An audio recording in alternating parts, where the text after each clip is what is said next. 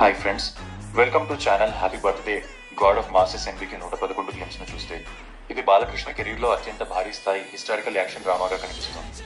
Games లో బాలయ్య ఒక శక్తివంతమైన రాజు లేదా యోధుడి పాత్రలో కనిపిస్తారు. పొడవాటి జుట్టు, గుబురు గడ్డం, రాజసమైన దుస్తులు ఆయన పాత్రకు మరింత బలాన్ని ఇస్తున్నాయి. ఈ సినిమాలో భారీ యుద్ధ సన్నివేశాలుండే అవకాశం ఉంది.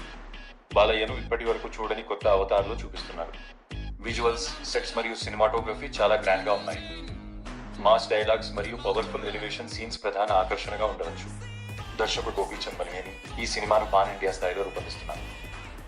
గేమ్స్ మొత్తం చూస్తే ఒక యుగానికి ఆరంభం అనే భావనను చూపిస్తూ బాలయ్య పాత్రను అత్యంత శక్తివంతంగా పరిచయం చేశారు.